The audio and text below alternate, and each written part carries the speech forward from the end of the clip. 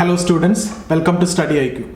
So we will continue our discussion on sociology. So here we are going to start a new chapter, that is social stratification. So if you remember, we have completed the 3 chapters, okay, and then we are moving to social stratification. So very important topic, not only from your sociology point of view, this is important from your GS point of view also, because you can see the topics here that we are discussing, the basic concepts related to social mobility, social inequality, social stratification, exclusion, poverty, deprivation, hierarchy. All these are part of your social issues of GS paper 1, and from economy also all these can be asked, and it will be important for your ethics also, and more than all these it will be important for your essay. See, you're going to get a very good perspective once you attend this chapter. I can promise you, I can guarantee you, after completing this particular session, you will be having, not this session, after this chapter you'll be having a very good perspective about all these things related to social inequalities, etc. Okay, and not only for your essay, after that even in interview also you can present all these things in a better perspective. Okay, actually even as a person also you will change, even your common sense will also improve after this, after studying this particular chapter. A lot of new things will be there, even though you know the meaning of all these. After completing this chapter, the meaning that you know, the concept that you know, that will entirely change. This will actually change your perception about all these concepts, okay? Because you can see here we are going to talk about functional theory, we are going to talk about conflict theory. Both are polar opposites, so you get 2 levels of understanding for each concepts. For example, when we talk about social inequalities, what you know about social inequalities now is something which any common man know, right? And now once we complete this chapter, when we do with this theory, functional theory, it is functionalist approach. So they use a functionalist perspective. What is that functionalist perspective? You try to see everything in society. If it is existing in society, it is necessarily fulfilling certain functions in society. So you try to see everything in a functional term, and you understand if something is there in society, means it is fulfilling certain function, okay, and it is considered as something which is inevitable for the functioning of society. So you can see that inequalities are present in all forms of society. One or the other forms of inequality is there. That means what? Inequality is actually permanent, it is inevitable, and it is fulfilling certain vital functions for the society. And because of that reason, society itself is actually maintaining the inequality. Otherwise, if everybody is equal, and if it is an egalitarian society, that is never going to be possible. That's a utopian concept, okay? Society cannot function. If everybody is equal, the society will be in total disorder, the total chaos you can see. So society cannot function. So in fact, it is a society which is maintaining this inequality for the proper functioning of society. And that's the reason why, despite all these measures done by the government, still inequality is there. And even the so-called communist society and the socialist societies, if you take, they are also not egalitarian society. I've told you, one or the other forms of inequality will be there in all forms of society, except the Marxian concept of communism. That is a utopian concept. The Marxian concept of communism is related to, related to classless society, stateless society, where everybody will be equal, everybody will contribute as per their own capacity, and things will be distributed as per the need. And that is never going to be possible. That's a utopian concept, okay? So Marxian concepts we will discuss, but as of now we have discussed about this functional perspective. They will try to see in functional terms. Not only in this case, not only inequality, anything exists in society is necessarily fulfilling certain functions for society. That's why it is existing. Even when we talk about crime also, the functionalist will try to justify crime. Okay, for example, certain rates of crimes are normal. Okay, certain rates of crimes are normal for the functioning of society. Otherwise, what will happen? If there is no crimes, then you cannot check the efficiency of the policing and judicial system, right? So at some point of time, if something unexpected is happening, then it will be a big problem. It will result into a total social disorder. Okay, so that is not expected. So certain rate of crime is normal because it will check the policing system and judicial system, etc., to maintain in a proper way, so that there won't be a big social disorder or a turmoil in the future. So certain rates of crime is normal according to functionalists. It is actually essential for the functioning of society. Okay, Similarly, certain rates of suicide is normal. When we talk about Durkheim, we will discuss about that. After discussing about suicide in his theory, he is saying that certain rate of suicide is normal. So this is how functionalist will try to interpret or understand any particular situation. So now, what do you mean by functional bias? When we talked about subjectivity, I have told you functional bias. Functional bias means, let's suppose I am a functionalist and I am oriented towards seeing everything in functional terms. So I am branded as a functionalist. Now, some extreme forms of crimes, some extreme forms of inequalities, if I am trying to justify, which is not required.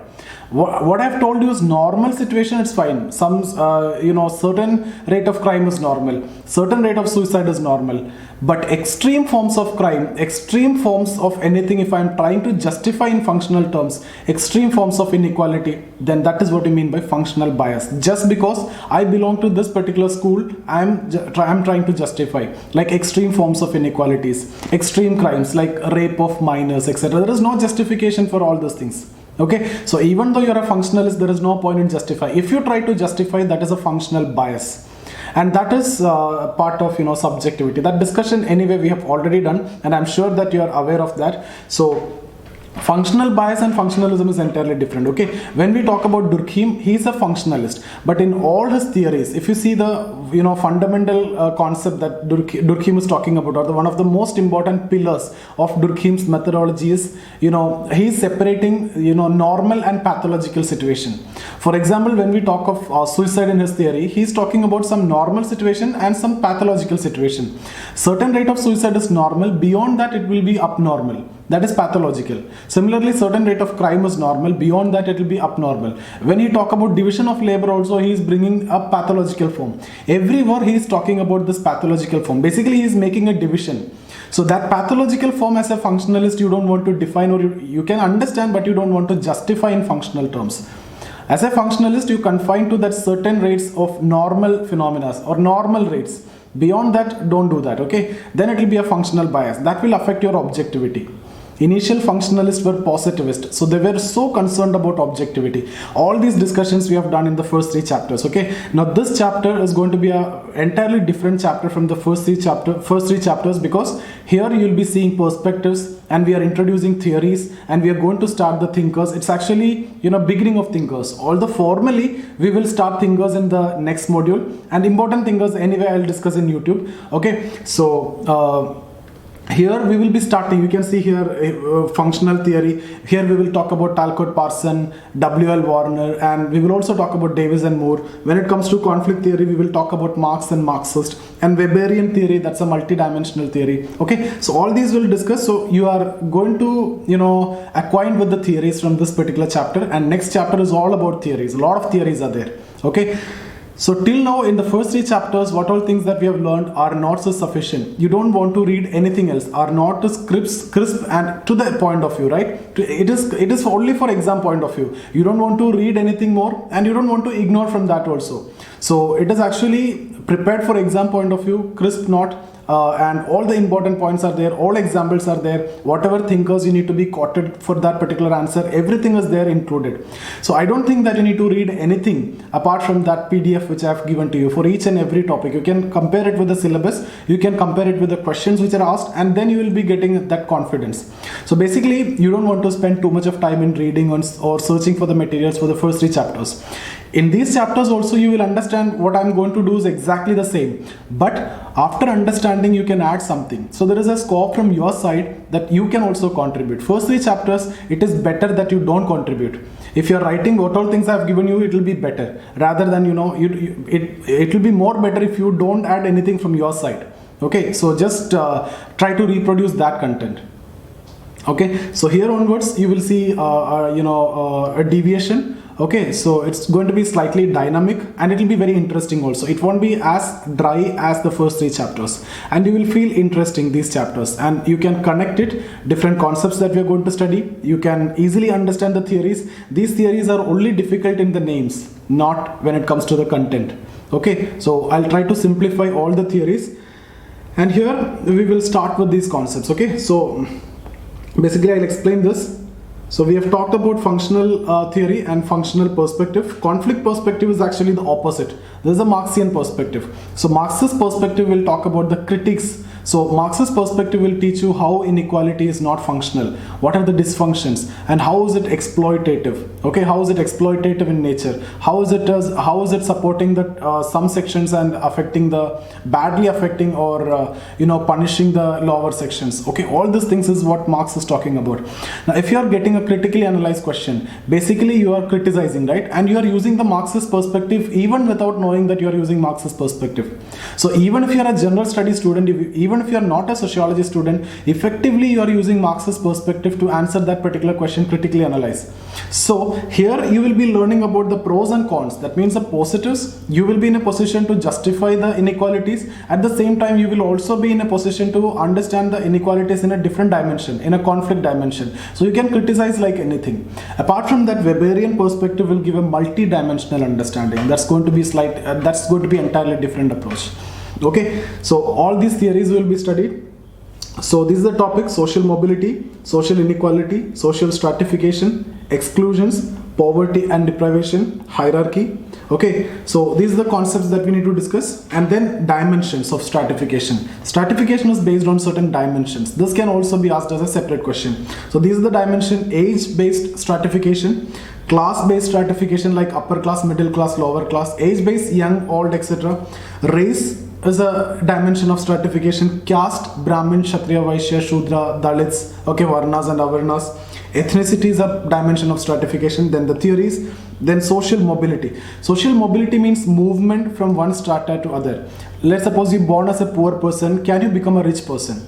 If so, there is a social mobility. And if you can become rich, that is upward mobility. And if you're born as a rich person and then you're becoming a poor person, that is a downward mobility. But mobility is there. That's what you mean by social mobility. You're born as a son of a farmer and you're becoming an IAS officer. It's a upward mobility. You're born as a son of an IAS officer and you're becoming a clerk. That is a downward mobility. Okay, in between we will add intergenerational, etc. Okay, all those types we will discuss. And avenues or the sources means like getting education, getting political power, getting married. Okay, so all these are different avenues of achieving social mobility. All those things we will discuss in detail. So let's see the previous questions also which are asked. Mains questions: social stratification and social inequalities, inequality and hierarchy, social exclusion. These all are direct questions. Dimensions of social stratification. Okay, we have seen that. Functional theories of stratification, conflict theories of stratification, Weberian theories of stratification. All these can be asked as short notes as well as long answer. Then explain functionalist theory of stratification and how Marxists reacted to it. Okay, so here you need to write first what is a functionalist explanation, then you need to write the Marxist explanation. Even if the question is only about functionalist theory, for example, if this is a question, functionalist theory of stratification, even then also, if you need to completely write this answer, if you need to complete this answer without writing Marxist concept, this answer is not complete. So even though simply they're asking about functionalist theory, you have to write about Marxist. Okay, as a criticism to that theory, then only that answer is complete. Similarly, if the question is about conflict theories, you have to write about the functional part. Okay, then only the answer is complete. So this has to be kept in mind. So here they're not asking specifically, but you have to write. But here they're clearly asking both how functionalist theory is and how Marxists reacted to it.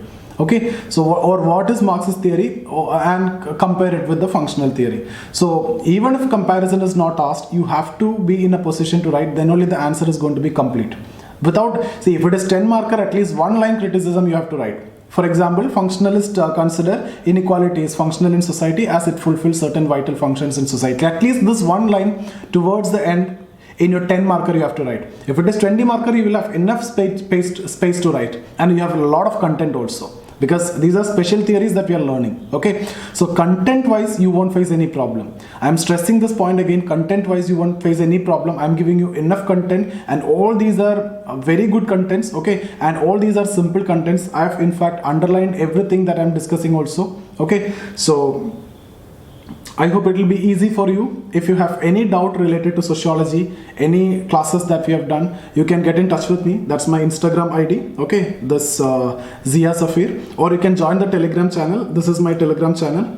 Zia Safir, okay? Or if you want to talk to me directly regarding test series, if you want to write test with me, if you want to attend my classes, okay? Or if you want the recorded classes, online classes are already available in StudyIQ, okay? So you can talk to me directly, 9790-892-697. That's my number. Or you can call this number 98955-77775. So in any of these numbers you can get me. If you need any help related to your preparation, civil service preparation, not only sociology, you can see my economy classes here. 20 modules I've done in economy, complete economy is done. Not all are available in YouTube, but you can get in touch with me, okay? And then history videos are done. Almost like 70% history is done, okay? Ethics is there, my course on ethics is there, and quantitative aptitude is there. All these are available. So if you join this Telegram channel, you get everything over there. All the classes are taken by me, okay? So now let's move on to this discussion. So basically we are talking about social stratification, okay? So what I'll do is, the PDF is there, so you won't face any problem with the content. But what is more important is the keywords that should be there in your answer. And if you know the keywords which is required, okay, then the answer will be very simple. And I'm expecting and I'm very sure that you will be in a position to write better paragraphs. So these paragraphs are formed with some keywords. All these keywords I'm discussing in between. Now I'm going to explain all those keywords. Okay, so what you need to do now is you just take a piece of paper or in your notebook. I'm expecting that you're writing down those important points in your notebook, even though I'm providing the PDF. So important points that when I'm discussing this 5 minutes or 10 minutes in the beginning, what I'm discussing before I take up the PDF, that's the most important part. PDF you can read later also. This important parts, what all things, the content that I'm talking, if you can write down that and you can connect everything with your own words, your own paragraph, that will be the best answer that you can ever write. And you won't face much problem or difficulty in preparation also. Okay, so what I need you to do is basically get all these points and keep it as your synopsis, and you can keep on revising it. You can refer to that always and be in a position to connect everything, because I'm making a very good connection between all those points and I'm expecting that you'll never forget it also. Okay, so have this synopsis with you and make your own answers, and I'm sure that it will be much better than what I have done. Okay, so let's get started with this discussion. So here we are going to talk about stratification, but before that, let me discuss few important concepts with you. First, we will start with differences. Okay, so you all know this word, differences. Now in this sociological context, we need to take up this discussion now. So differences means what? It can be natural, it can be social. So differences are like, natural differences are there, like female, male.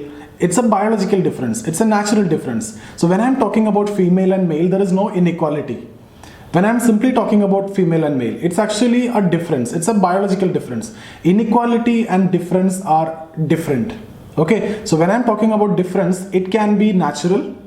So what are the natural difference? Like what I've told you, male and female. That's a natural difference. And what is the social difference?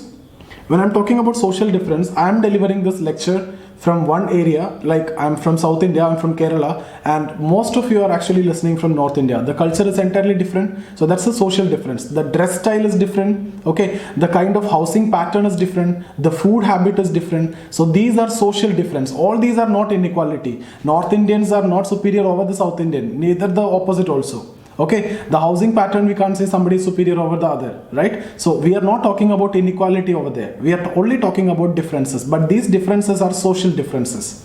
So differences, natural difference, social difference. Natural difference means sex, one. Okay, you can talk about color. Okay, so all these are natural differences, and social differences also you understood. So first point that I need to talk about is difference. Now with this differences, over a period of time, what will happen is people start attaching certain values to these differences.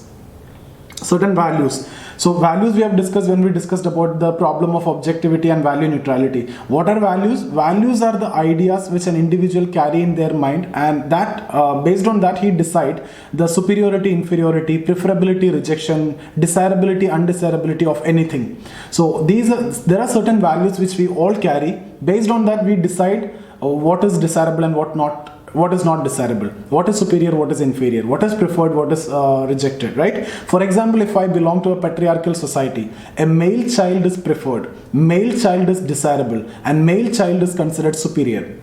over a female child. If I belong to a matriarchal society, female child is desirable, female child is considered superior and preferred over a male child. That's what I mean by values. Okay, so when you values are actually helping you to decide upon the desirability, undesirability, etc. So values are ideas which is there in the minds of the people. How is it created? It is developed over a period of time because of region, because of religion, because of family. A lot of things are connected to values. So what I'm saying here is, you will start, attaching certain values to these differences. When this is happening, then there will be a kind of social evaluation. Because you are attaching value means you are judging the desirability, or you are judging the preferability, okay, or superiority, etc. So there is a kind of social evaluation will happen. So differences is actually normal. Now when values are attached to the differences, there is a social evaluation, and this lead to social inequality or inequality, simple terms. Okay, even if you are not writing social, it's not a problem. Okay, because inequality is always social.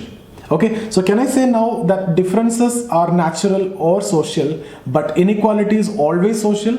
Yes, because when you attach certain values, some social evaluation will be done, and then inequality is there. So even if I'm not writing social inequality, it is understood that it is social inequality. When I'm simply talking about inequality, it's a social. Inequality is always social. So when I talk about sex and gender, sex is biological difference. When it comes to gender, some social values or some values are attached. So there is an element of inequality when it comes to gender. So in your application forms and all, if you see which one is expected, sex is what expected, because they want to know the sex, the biological difference, not the gender. But you can see in a lot of such cases where gender is also there, but that is not actually correct. They don't know. Now even in your GS papers, if you're writing gender and sex interchangeably, nobody is actually going to question you, because in general studies it is accepted, sex and gender as almost same, and everybody is understanding the same. A general studies student will take both as the same, and even the teachers also take both as the same. But when you're writing in sociology, you have to make it very clear what in the context of sex you need to write that, in the context of gender you need to write that, otherwise you'll face problem. But in GS both you can use interchangeably. Even the teachers also not aware of it, even the GS students also not aware of it. As a sociology student, you have to be very careful when you are choosing these words. Okay, and that's what I've told you in the beginning itself. You'll be getting in-depth understanding of each and every concept, and you'll be writing beautiful essays. Okay, so inequality. Now inequality is there. Okay, now with this inequality, a sociologist want to study the inequality. Can he study all instances of inequality? Like between people inequality will be there. So it is impossible for a sociologist to study all instances of inequality. Each and every instances of inequality, it is impossible. So what the sociologist will do, he will try to identify a pattern of inequality. Okay, so he will try to identify pattern of inequality. Like you can see a pattern among male and female. Suppose you are a female, and between you and me there may be some differences. There is a difference obviously, and there will be inequality also. But no sociologist is interested to study between you and me. But as a female group and as a male group, you can classify, and then you can study some common things, right? And then you can generalize it. So you will try to identify the pattern rather than studying individual instances of inequality. What I mean to say is, actually you will see upper class, lower class, middle class. So these are patterns. Upper class is having certain pattern. They are having certain characteristics. Lower class also have the same, some of different, all the lower class people share certain characteristics. Middle class also share certain characteristics. This is what I mean by pattern. Similarly, Brahmins, Kshatriya, Vaishya, Shudra, they also share certain characteristics, right? Brahmins, almost all are equal. At least the characteristics are equal. So as a group you can study. It is not that each and every Brahmin and Kshatriya you need to study. You classify Brahmins and you classify Kshatriyas, and then you can study. That's what you mean by patterns of inequalities. So between them you can see a pattern between Brahmins and Kshatriya. But one Brahmin, one Kshatriya, if you take, there may be different levels of inequality. That is not desirable to study. Consider it as a pattern and make it a classification, and then you study. And this pattern of inequality is what you call as stratification. So inequality, if it is patterned, that is what? stratification. Okay, see, when I'm talking about pattern, it is similar to, you know, the earth, the inner layers like the core, mantle, etc., right? See, all these having certain properties. When you talk about core, and it is having certain properties, everywhere it is the same. Similarly, mantle, almost the same, okay. Exactly the case with upper class, lower class, middle class. Within this, it is same, so you can classify them and then you can study between them. That's what I mean by pattern of inequalities, not individual instances. That means macro level, at the societal level, inequality should be studied. So what I said is, there are differences. The differences are natural or social. When you attach values to these differences, there will be a social evaluation that leads to inequality. And if inequality is patterned, if you can see in terms of pattern, that leads to social stratification. So all the types of social stratification is based on some inequality. But not all inequalities are stratification. Why? Inequality need to be patterned if it need to be a stratification system. I hope this much is clear for all of you. Okay. So differences, then values, then social evaluation, then inequality, then patterned inequality will lead to stratification. That's all about stratification.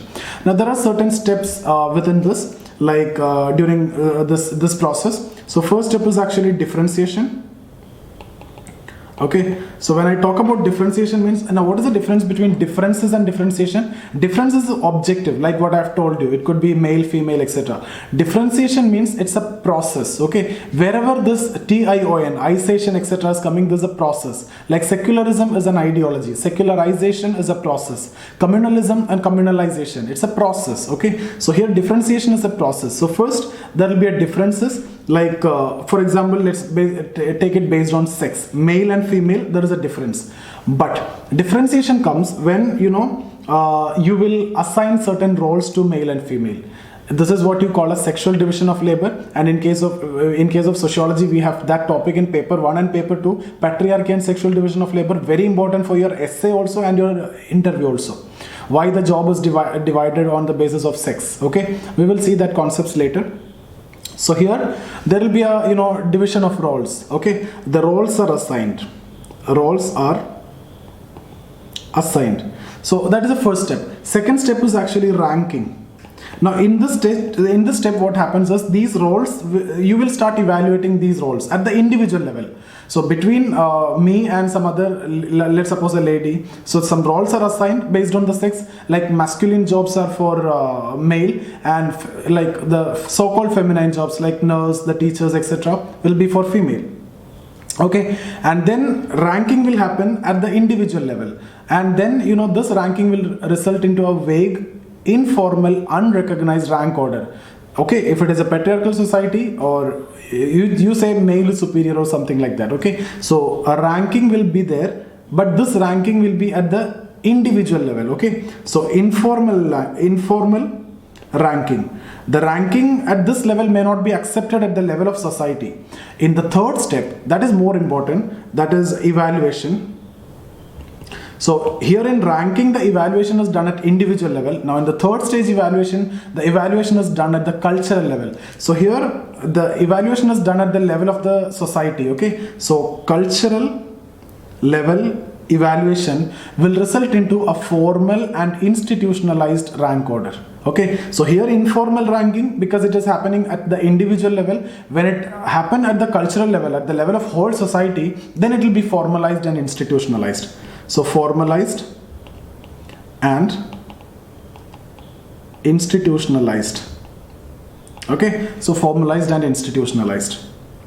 And it will then be transmitted from one generation to other through cultural reproduction. And the fourth step is actually rewarding. And rewarding is actually, allowing the continuation of the system. Rewarding means some kind of privileges, some kind of benefits, etc., which is given to the upper sections, and lower section is suffering also, right? And disabilities and punishments, etc. So rewarding is actually helping in the maintenance of this system, the stratification system. If there is no reward, upper class don't want to be upper class all the time. Because of rewards, the privileges, the benefits that they are getting, they want to be there. right? So rewarding is actually essentially helping in the continuation of the stratification system. So these are 4 steps. Differentiation, that is the first step. Here some roles are assigned, then ranking, which happens at individual level, informal rank order, then the ranking which happens at the cultural level at evaluation, social evaluation will happen, that will formalize and institutionalize the rank order, and it will transmit from generation to other generation through cultural reproduction, then rewarding. So these are steps in stratification. So I hope you understood what we have discussed. Now we will move on to the PDF. See, normally what I'll do in the classes, I'll discuss this much.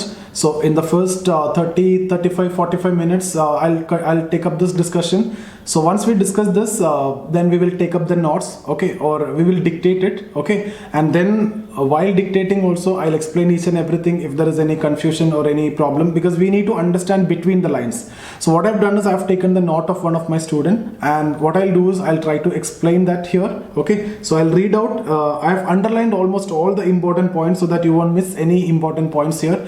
There is no need that you need to underline, it's already done by myself, okay. So all my PDF, sociology, all notes right from emergence of sociology to challenges of social transformation, that is a paper 2 last chapter, we have done like this. All complete PDFs are available, and I'll share it with you, okay. So that's enough actually. And in paper 1 you don't want anything extra apart from maybe you need to refer to Harlem-Bose, maybe some chapter like I'll tell you politics and society, religion and society, and kinship. These 3 chapters you may refer to Harlem-Bose for some more clarification. For exam point of view, that's not required. Whatever note is there, it is to the point, crisp note, and only for exam, you know, that's enough for exam.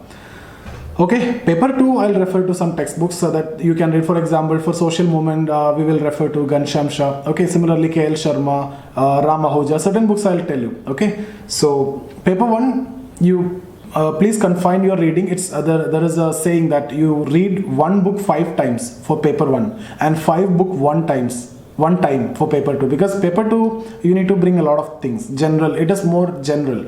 And I am sure that at least average mark will be there for sure for everyone. Even a general study student is writing paper 2, still you can get some average mark. Okay, so paper 1 you can score so high if you know all the concept. Like what we are doing now, like that if you can study, and the way I am explaining, if you can explain that, if you are in that position, there is no problem that you will face in your exam. Only thing is that, see, any topic you should be in a position to explain like this. You should be in a position to connect the way I am connecting.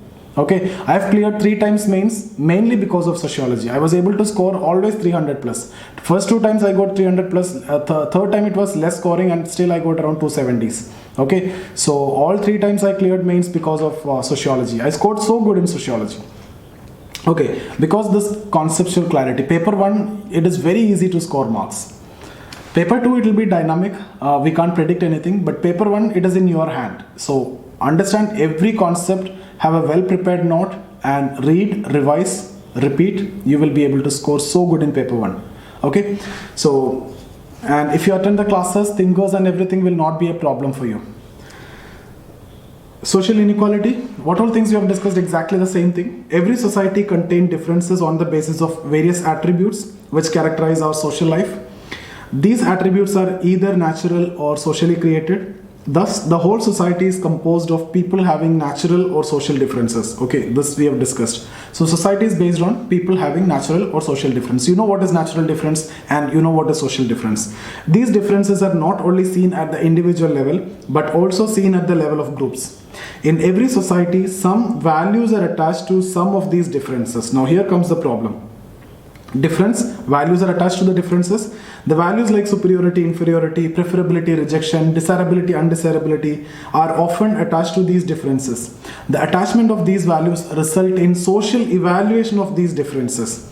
Thus, the attachment of values to these differences result in inequality. So what are the key 4 points you need to know from this paragraph? The paragraph you can make yourself. You don't worry about the contents or the language which is used in the paragraph, words which is used in the paragraph, but the 4 key words should be there in your answer is this one, natural and social differences, then attachment of value, then leads to social evaluation, that leads to inequality. See, these are the 4 points which you need to mention in your answer.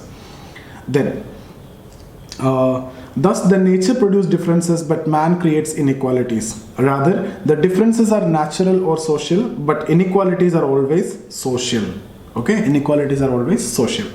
Social inequalities exist in every society, either at the individual level or at the level of group. So there are certain inequalities which are not felt at the local level, but their presence is felt at the level of whole society. It means that the whole society tends to accept these inequalities as the standards of evaluation. Yes, it is virtually impossible for a sociologist to study each and every instances of individual or group inequality. So what he will do, he'll try to identify a pattern. Thus, for the purpose of analysis of a society, patterns of inequalities are identified which are present at the level of whole society. These patterns of inequalities is termed as social stratification. Okay? Thus, every social stratification is based on inequalities, but not every instances of social inequalities can be understood as social stratification. Very important. Why patterns of inequalities required for stratification? In simple terms, social stratification can be defined as a system of social ranking in the form of stratas involving relations of superiority or inferiority. Yes. The term is borrowed from geology on the basis of identification of an analogy between the inner layers of earth and the abstract layers of people existing in society. It is a mental construct and an analytical tool to visualize the pattern of inequalities in the form of stratas. What do you mean by mental construct and analytical tool? These are not empirical. You cannot see the stratas, right? So you need to visualize it. That's what you mean by mental construct or analytical tool to understand the stratas. Stratas are understood to be ranked. Okay, there is a rank order. That is a particular hierarchical order exists in these stratas. Further, apart from the understanding of inequalities, social stratification also becomes a basis for understanding the distribution of rewards, privileges, and benefits in society. The people who are at the top will get all these, and people who are at the bottom will be subjected to exploitation and etc., problems, etc. Thus, the process of stratification can be understood in terms of 4 stages: differentiation, ranking, evaluation, and rewarding. We have already discussed this. Differentiation, it involves the presence of social or natural differences. So differences there which are recognized in society. For example, difference in terms of sex, race, income, etc. exist in every society. These differences are often assigned certain positions or roles. For example, on the basis of sex, roles are assigned to male and female. Okay. Ranking, the differences in terms of attributes or roles seldom remain objective. Gradually, the comparison between these differences starts among the roles, etc. This results in a very vague, informal and unrecognized rank order. Okay, so what you need to remember here is informal rank order, and it happens at the individual level. This is very important. Since it is at the individual level, this is not big deal. Okay, it is informal, but when it happens at the cultural level, then it is going to be a big deal. Okay, so evaluation, the rank order is further strengthened and formalized through the process of evaluation done at the cultural level. So here the cultural level evaluation. So what is the difference between these two? On one side it is individual level, this is at cultural level. That means at the level of whole society. Then it becomes formalized. Okay. So slowly the individual comparison form part of value system of the whole culture. So society is society is going to accept these differences or these inequalities now, or these rank order now. So at this level, due to cultural evaluation, rank order becomes formalized and institutionalized. Okay. Then this evaluation then transmitted from one generation to other through cultural reproduction. So differentiation, ranking, evaluation. Differentiation, differences assign certain roles. Ranking, informal rank is created based on the individual level evaluation. Okay, the third one, evaluation at the cultural level, formalized and institutionalized rank order, and it will also be transmitted through cultural reproduction. This finally result in strengthening the rank order in terms of value system. So when it is transmitted means that will become part of the value system of society. Okay, then rewarding. On the basis of differentiation, ranking and evaluation, hierarchical stratas are constructed. These stratifications are supported by perpetuative mechanisms existing in societies. Apart from cultural reproduction, a system of rewards and punishments, privileges and disabilities are attached to these stratas. This helps not only in continuity of the strata, but also in further strengthening the hierarchy. Okay, so next we will talk about dimensions of social stratification. I'll discuss this in the next session. Okay, so it's been 40 minutes almost. So I'll discuss this in the next session. But if the question is about social stratification, you have to write what all things we have discussed now, plus dimensions of social stratification also. So next discussion also need to be incorporated in your answer. Otherwise, this can also be asked as a separate question. What are the dimensions of social stratification? Okay, so I hope you understood. If you have any doubt related to any of your preparation, civil services, completely for mentorship or test series or regular classes or anything, please get in touch with me. Okay, my classes are available here. So if you have any doubt, you can feel free to call me. I have given you my number. Okay, so that's my Instagram ID. So see you guys. Thank you.